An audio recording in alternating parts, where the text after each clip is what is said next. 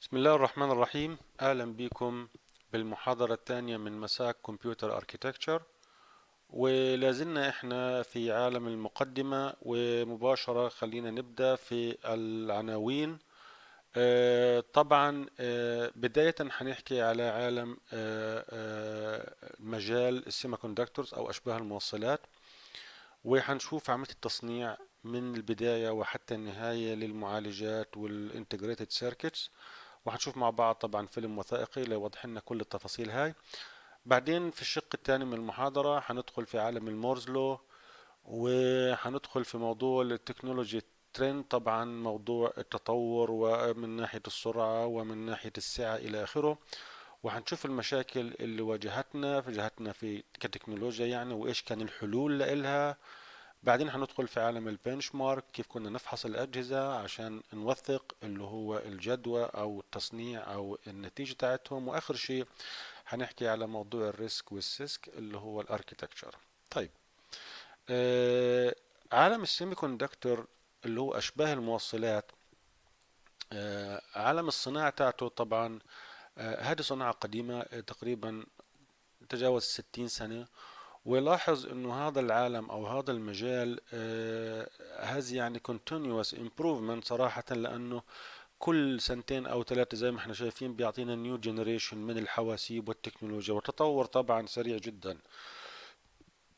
لاحظ هنا في كل جنريشن او في كل تطور، يعني معدل من كل سنتين لثلاث سنوات هيعطينا 30% ريدكشن في الدايمنشن. دايمنشن اللي هم الابعاد، فيعطينا طبعا هو ايه، قلص لي اللي هو الابعاد بنسبه 30%. طبعا هذا بيفرق معنا بانه حيصير عندي المساحه كلها حتقل قد ايه، 50%.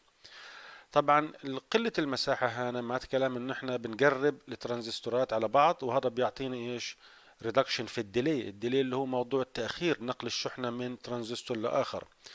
وال30% تاعت الريدكشن الديلي طبعا حيفرق معنا بانه يزيد موضوع السبيد، لانه كل ما قربوا الترانزستورات على بعض كل ما قلصنا من المسافه اللي ما بينهم، فبيقل الديلي، ومعنات كلام انه بيزيد عندنا السبيد او السرعه.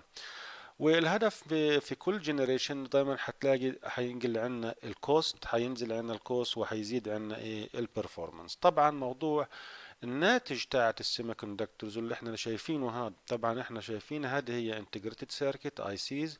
طبعا هذه فيها عدد مهول من الترانزستورات، وطبعا هذه هي الحاضنه تاعتها، وهذول هم البنز اللي من خلالهم حيقدر يتوصلوا يعني الانبوت والاوتبوت مع باقي المذر بورد اللي احنا شايفينها هذه.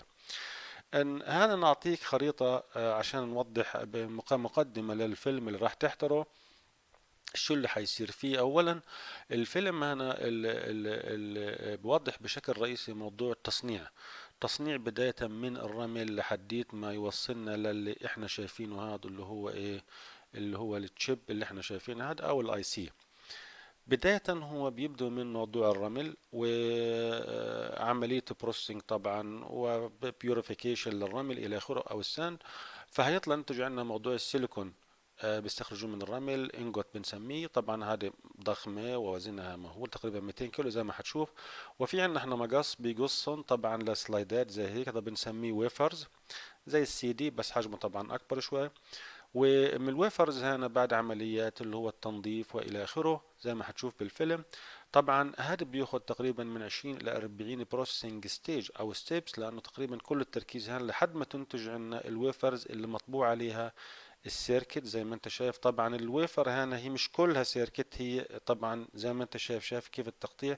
هذه الصورة بتوضح احنا عندنا هنا يعني كل شكفة من هدول الصغيرة اللي هي نفسها هاد، نفس الرسمة هي هاد. شايف هذه الصغيرة هاد هيك، هي هذا اللي موجود في واحدة اللي هم كل مربع من هدول.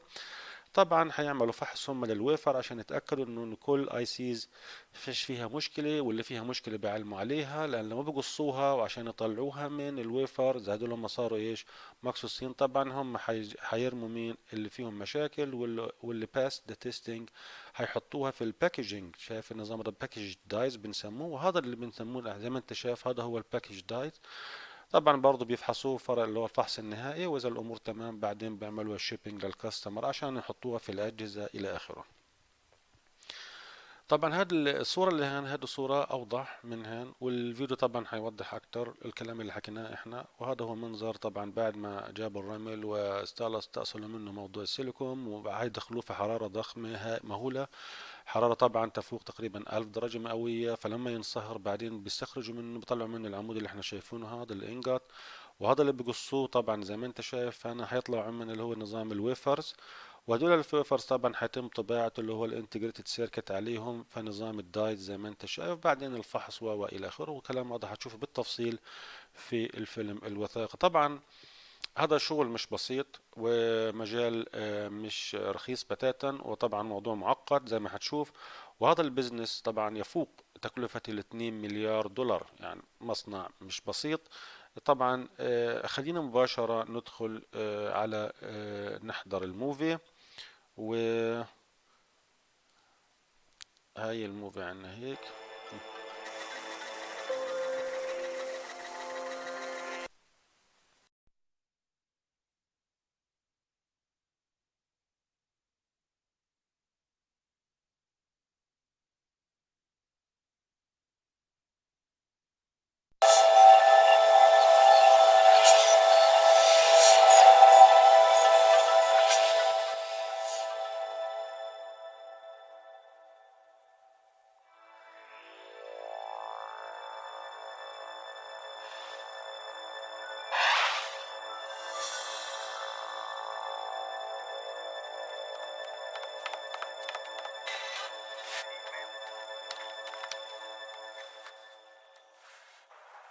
Integrated circuits, or microchips, have drastically changed the electronics industry. Is it okay if I use your phone real fast? And the way we do things. Voice console. Wake up. They run the computers Hello. and sophisticated electronics, My name which are now a is part of Mike. our daily lives. Go to sleep. The manufacture of electronic products has grown into a major industry. It involves billions of dollars and millions of people worldwide. Leave us a message. We'll get back in touch. Electronic products work because of the integrated circuits inside. These microchips are made up of microscopic electrical devices that direct the flow of electricity. Working together, these devices store data, make calculations, and generate signals. Before integrated circuits existed, products were bigger because electrical devices were individually wired together as bulky circuits. This changed when the modern electronic era bloomed. Thousands of transistors and other electrical devices were integrated on a small slice of silicon crystal. Today's microchips contain millions of transistors. Looking inside a computer, we find rows of these microchips. Each one is capable of storing information or executing hundreds of millions of operations per second. The bulky vacuum tubes of the past were replaced by the individual transistors.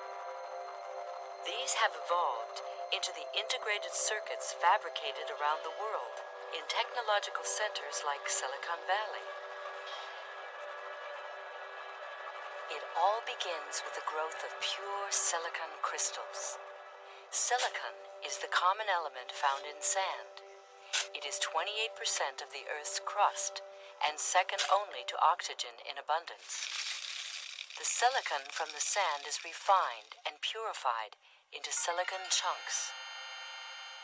This purified silicon is then heated to a molten state. Here we see a small crystal called a seed being gently lowered into a rotating vat of molten silicon. When the seed touches the hot liquid, the surrounding silicon begins to cool and solidify, copying the seed's atomic structure. The seed is gently pulled from the hot molten region as a new crystal forms.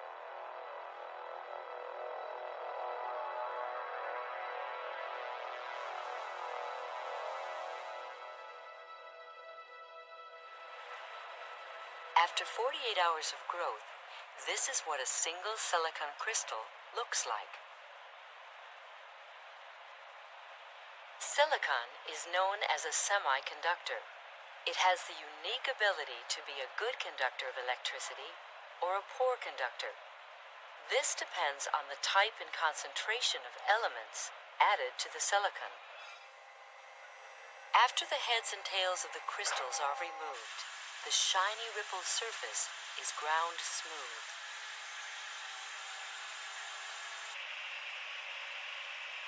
Diamond blade saws cut the smooth crystal into wafers that are as thin as possible without being too fragile and difficult to handle.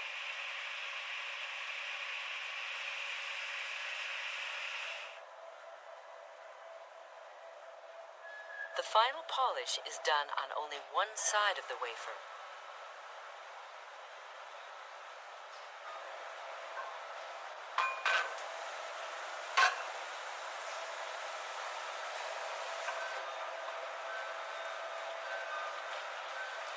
The characteristic mirror-like luster is free from scratches and contamination.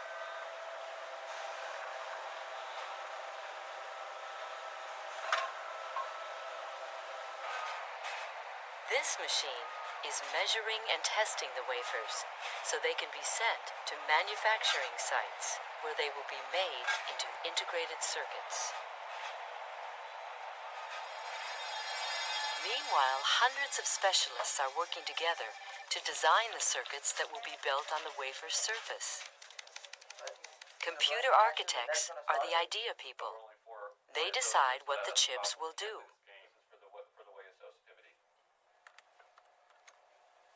Logic and circuit designers work out the architect's ideas and produce a circuit schematic. Let's look at this inverter. Mask designers convert the circuit schematics into the actual patterns that will be transferred onto the wafer's surface. They produce a master blueprint, usually 400 or 500 times the actual size of the chip. That area definitely. The design is a maze of interconnected microscopic transistors. A transistor is like a tiny switch that controls the flow of electricity. It turns on and off hundreds of millions of times per second. Transistors are built at a microscopic level on the surface of the wafer. This cross-section overview of the process shows the step-by-step creation of two transistors. There are millions of these transistors in the master blueprint. Imagine the wafer is as thick as a 100-story building. The millions of transistors in the circuitry are built only on the very top floor. The two yellow regions in this transistor are areas where elements with lots of extra electrons have been added. These conductive regions become the ends of an electronic switch, which is normally off. When a positive voltage is added nearby, opposites attract, and electricity flows through the transistor. The switch is on. This on and off is the 0 and 1 that makes up the digital code used in modern electronic communications. It is the language that computers understand and translate into useful operations.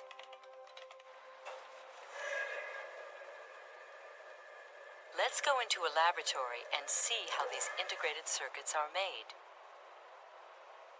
The actual manufacturing process requires an ultra-clean environment.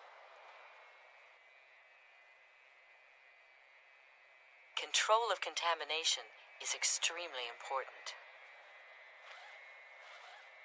One source of contamination is the human body. Oil, salt, dry skin cells, and hair are kept away from the wafer's surface by the special clothing that technicians wear. From start to finish, the complete run or manufacturing process may involve hundreds of individual steps and take weeks to complete. The equipment, gases, and chemicals that come in contact with the silicon wafers must also be of the highest purity. We begin the run by cleaning the wafers in hot acids. Hydrochloric acid, sulfuric acid, hydrogen peroxide, ammonium hydroxide. That's what it takes to remove all the contaminants. We repeat this cleaning procedure over and over again throughout the process to make sure the surface of the wafers stay absolutely clean. The wafers are rinsed in deionized water and spun dry in filtered nitrogen gas.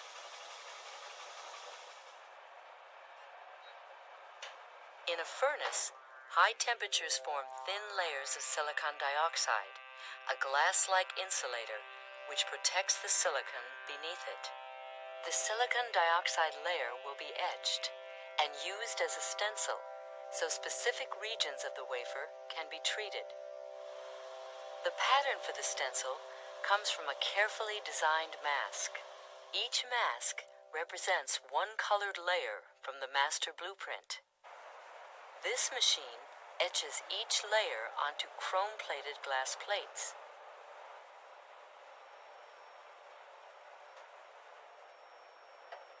After the glass plates are etched, they become the masks or stencils that will be used to pattern each layer of the integrated circuit. Most integrated circuits use from 12 to 25 masks, depending on the complexity of the circuit. Each pattern is transferred from the mask onto the wafer using a photographic process.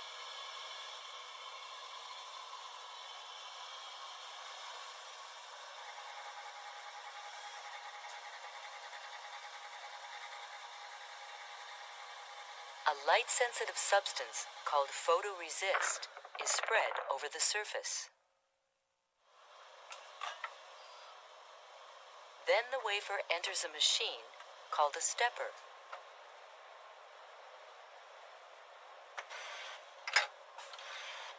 Inside the stepper, the appropriate mask is selected and the wafer is positioned underneath it. Ultraviolet light exposes the photoresist through the mask. In this way, we can create many chips on a single wafer. When the wafers are developed, the exposed photoresist dissolves, leaving the mask pattern on the surface. Some areas are protected by the photoresist, and others are not. The regions of silicon dioxide that are not protected by photoresist are etched. The resist is removed, and a stenciled silicon dioxide layer is left behind.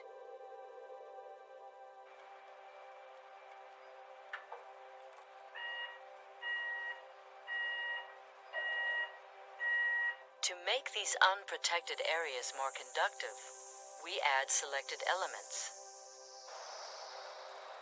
In a hot furnace, these added elements are driven deep into the wafer's surface to create richly conductive wells, where one of our transistors will be built. A layer of insulation is then deposited, and we are now ready for the next mask.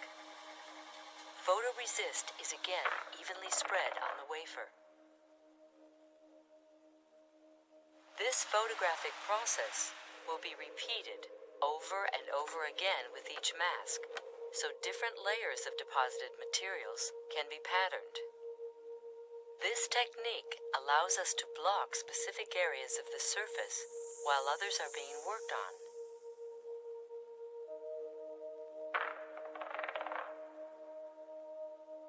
In this way, we can build and etch using layers of materials.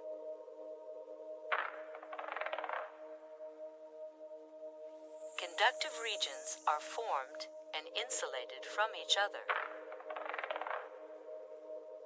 Later, they are selectively connected to each other to produce the integrated circuits. After several masks, the transistors are almost complete.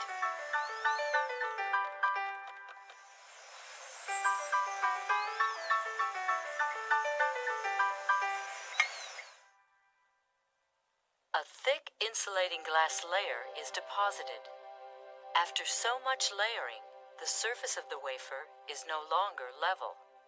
This bumpy surface can create out-of-focus mask transfers.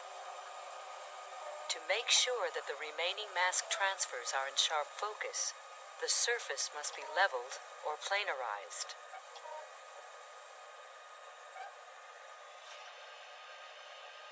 This creates the flat surface required to produce precisely detailed patterns. The next mask defines the openings through which the metal wiring will be able to contact the transistors. By etching the unmasked portions, contact holes are created. Through the microscope, we can see these holes as small dots.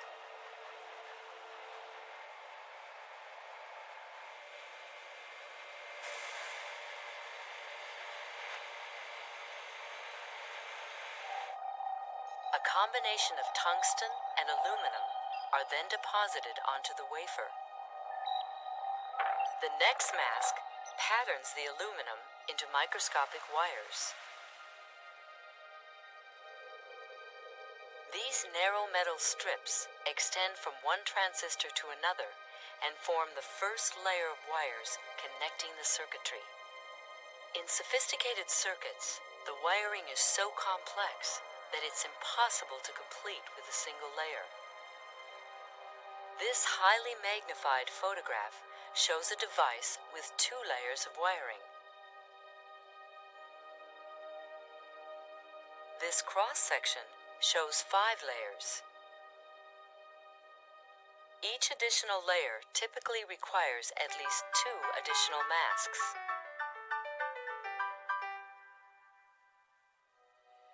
After all the desired levels are in place, a final layer of insulation is deposited to protect the fragile aluminum wiring.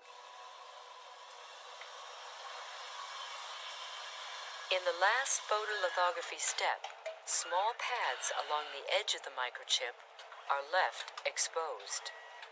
These white aluminum pads are the contact points between the microscopic wiring of the integrated circuit and the outside world.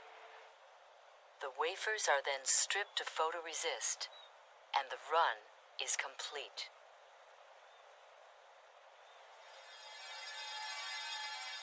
Despite the care taken in the fabrication process, not all the chips on the wafer work.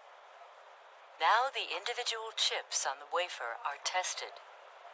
Here we see wire probes touch each of the small pads to make sure electricity is flowing through the circuit.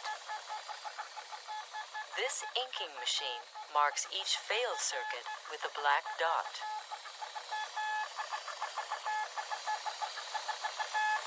Soon the wafer will be cut into individual chips. A sticky blue mylar tape has been placed on the back of the wafer so the chips stay in place while they are cut. In soapy streams of water, a diamond saw cuts through the silicon wafer without cutting the tape beneath. The chips on the wafer are separated, but they stay attached to the tape. A camera scans the individual chips. The electronic eye detects the ink blots that mark the failed chips and skips them. The good chips are removed. The tiny fragile chips need a protective frame. These metal strips will be their protective housing. Here we see the small integrated circuits being glued to the metal strips. A gentle scrubbing motion ensures a good contact.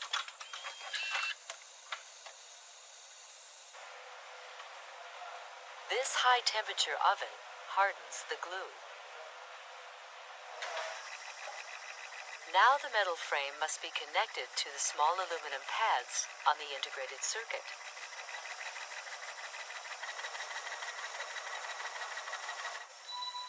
In slow motion, we see the thin gold wire connect from the pad to an individual pin on the frame.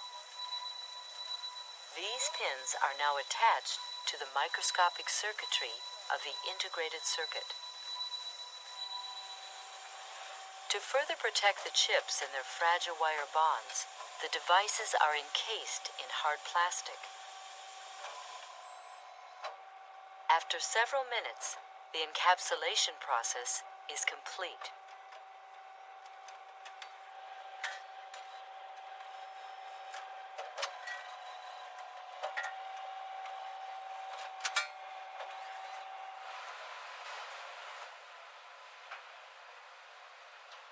The chips will eventually be soldered to a printed circuit board. In order for them to attach properly, the pins must be thoroughly cleaned and then plated. Next, the strips are cut and the tiny pins are bent so they will sit properly on the printed circuit board. Quality control is very important. Before the chips go any farther, they are tested. They are loaded onto test boards which will be placed in ovens. On these boards, the chips will be electrically stressed far beyond normal conditions. Weak chips are forced to fail before they're put into a customer's product. In rows and rows of test ovens, the chips are powered up and exposed to high temperatures for several hours. In another test, the chips are exposed to contrasting cold and hot temperatures. An electrical socket then tests each pin.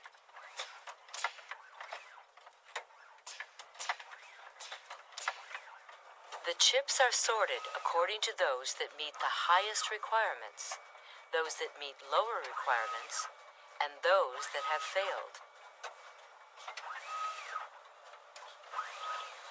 We mark the chips that pass with the manufacturer's logo.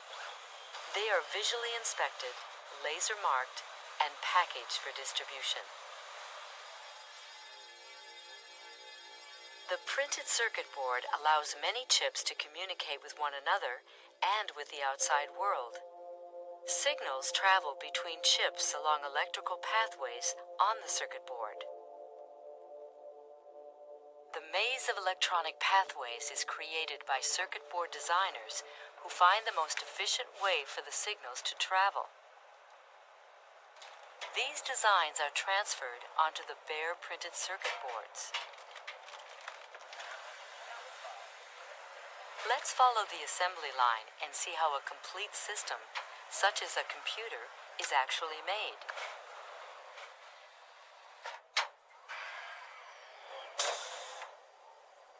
Much like screen printing, solder in the form of paste is pressed onto the board through a brass stencil in the areas where microchips will be attached. Each microchip is automatically positioned where the solder paste was deposited.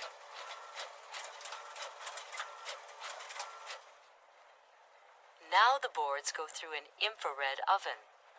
The solder melts and bonds the microchips to the top side of the board. Tiny chips are temporarily glued to the bottom of the board until they can be soldered later in the process.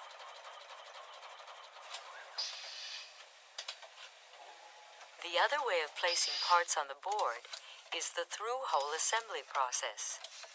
Here, electronic components with straight pins are inserted through holes in the circuit board.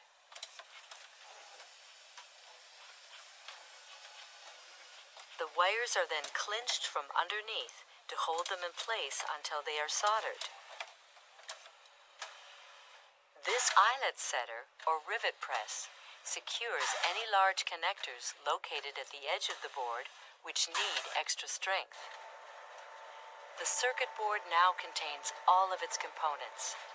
An operator makes a final visual check.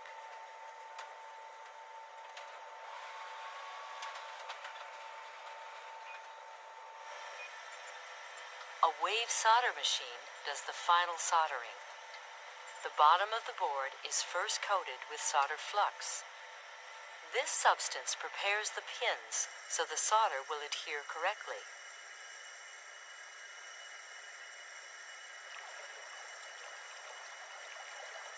From beneath, we see the hot solder just touches the small wire pins. Next, we test the boards and send the good ones to system assembly.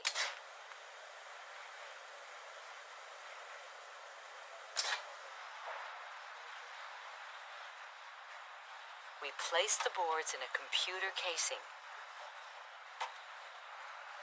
The speaker assembly and the data cables for the disk drive are attached. The disk drive mounting bracket with the floppy drive is inserted.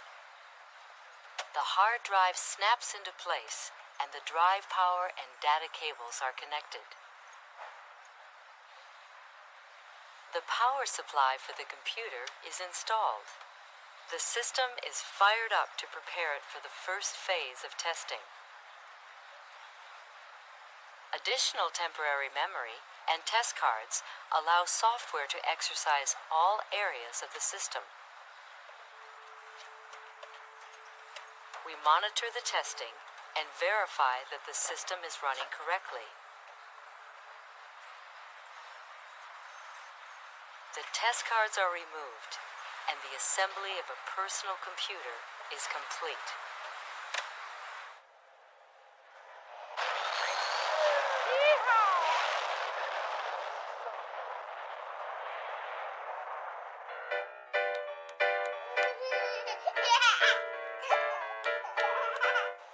And me? I'm ready for my own kind of run.